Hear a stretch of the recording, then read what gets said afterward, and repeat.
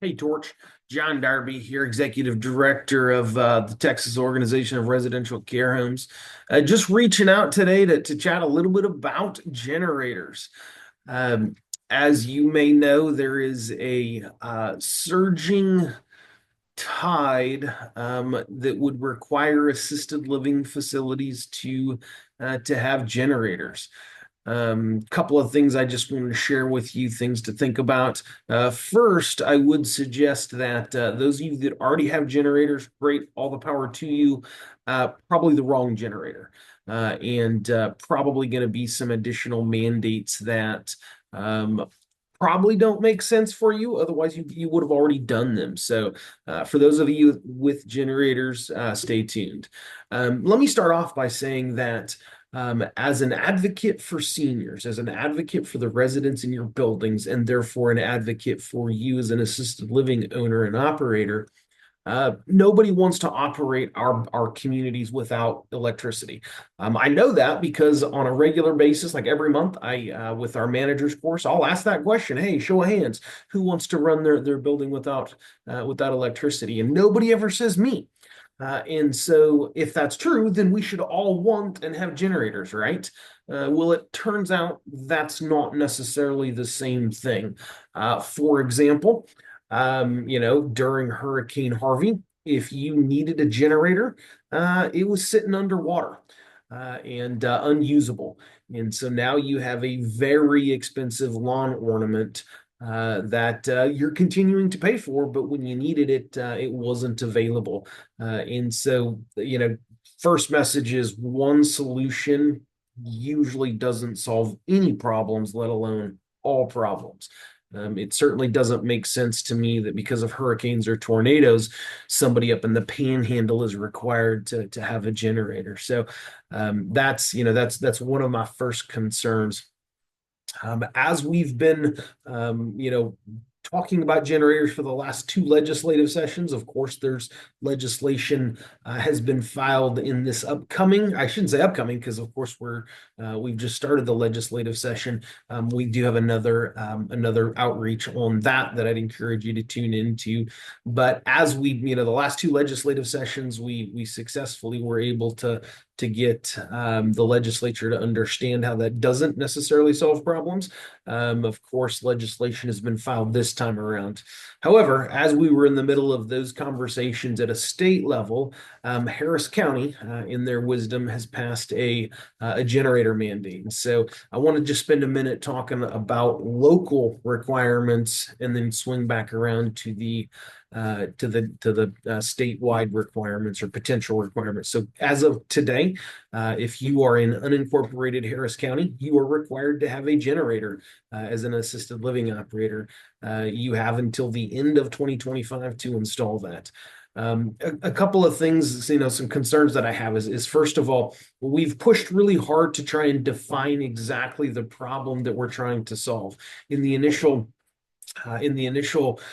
press conference, it was stated that 100+ residents in nursing homes and assisted living facilities died during during Winter Storm Uri back in 2021, and that there was a death during the most recent Hurricane Beryl in within unincorporated Harris County.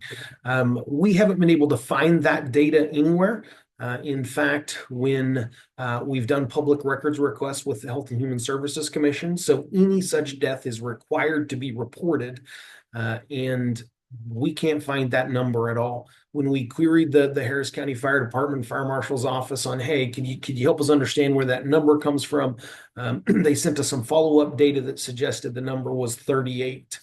Um, that number again feels very high in that anecdotally, I don't know of anybody anywhere in the state that passed away in an assisted living facility um, from a power outage or of course the big concern in assisted living is temperature.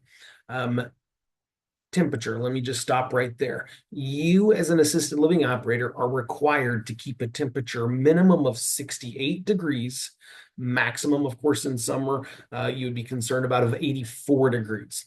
So you have a temperature window of 68 to 84. if you are unable to keep seniors, your residents warmer than 68 degrees or cooler in the summer than 82 degrees, you're required to evacuate. You have an emergency plan. You're required to have an emergency plan that already calls for that. You're required to notify the agency of that. You are required to have an agreement with another facility who's signed saying that they're willing to accept your residents.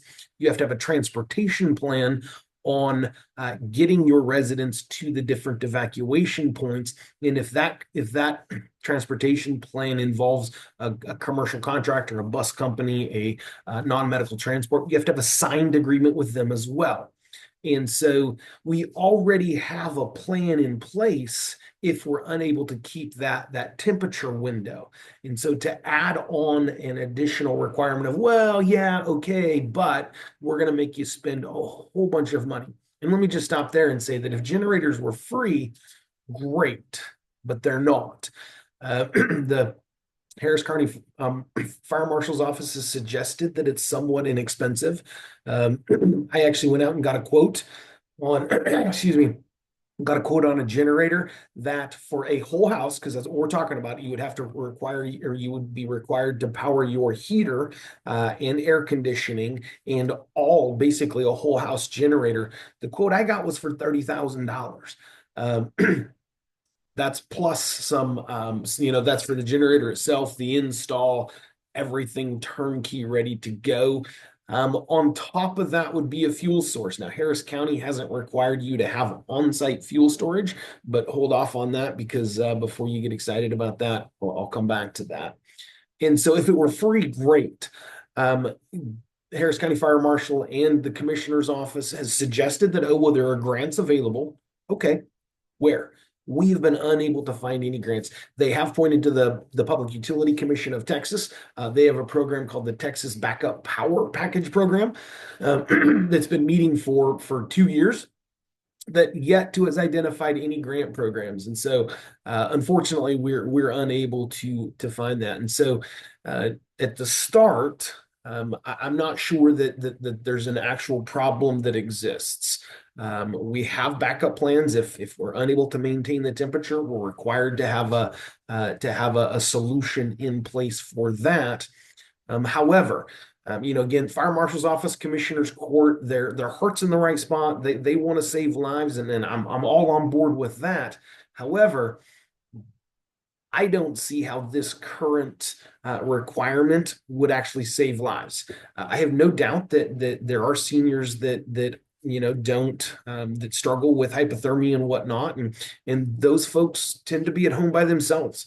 In fact, I think that our seniors are safer in a community living environment where there are people that are assigned to look out for them, assigned to watch the temperature and to take action if that temperature falls under dangerous levels. And so unfortunately, unfortunately, the fire marshal's office is, they're focused right here on how do we maintain temperatures. From my perspective, we could debate whether we're actually solving a problem right there, but it creates other problems within the long-term care spectrum.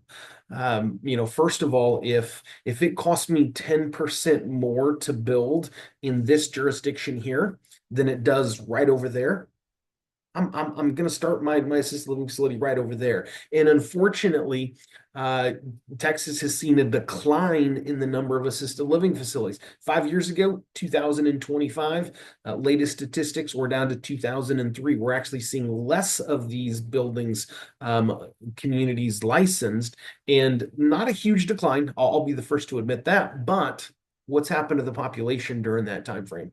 Of course, the population has increased, and so the problem gets exacerbated there. And so, of course, the facilities that do, we create an affordability crisis.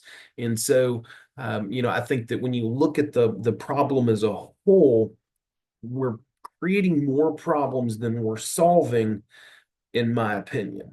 And so I think that it is very dangerous to do it jurisdiction by jurisdiction. As I mentioned, this is now the law in Harris County. This Missouri City. just south of Houston, is considering a similar requirement.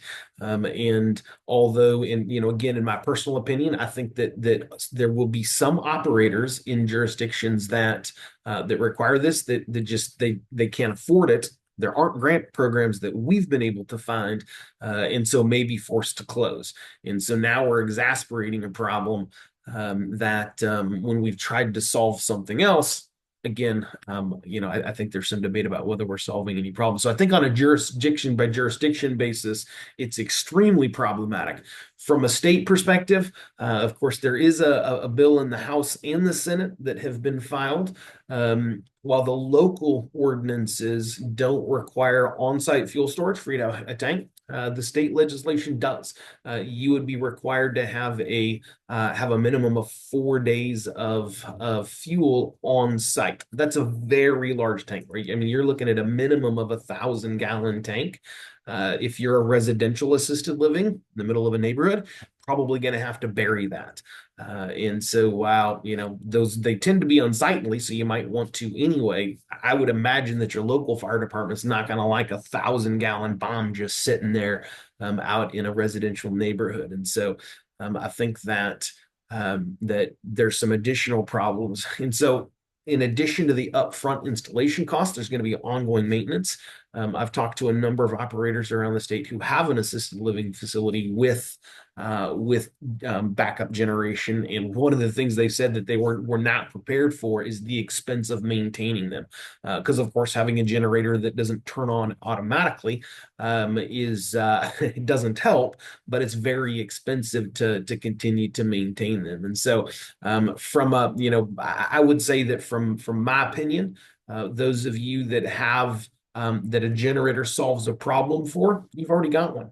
For others where it doesn't solve a problem because you're relying on the emergency plan that we're all required to have, you should not be forced to do that. Again, I would encourage you to watch for updates. We have done some additional public records requests to try and nail down exactly how many people have passed away because of natural disasters.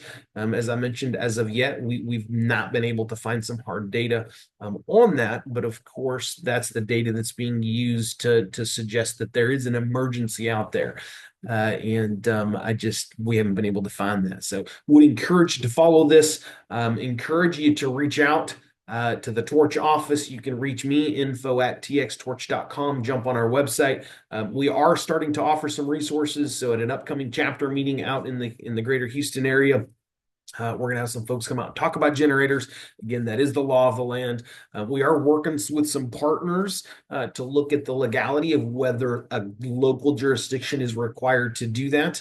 We're working on a pretty regular basis with the Harris County Fire Marshal's office. I've met with them once and trying to both understand what problem they're going to solve. I'm not completely convinced that at some point this isn't going to be repealed. I do think that there's the potential for local preemption. So at the state level, possibly passing legislation that says, hey, on a hodgepodge basis, it doesn't make sense. We need to either handle it at a state level or not at all. And so an issue that we're continuing to monitor. Again, I would say whether you have a generator or not, it's going to impact you. That all of us are going to have to spend money if this continues to snowball. And again, none of us want to have operate our buildings, our communities without power, but I'm not sure that this is the panacea that fixes all of our problems. Again, encourage you to reach out to the Torch office. You can reach us at info@txtorch.com with any questions, comments, or sudden emotional outbursts. Thanks.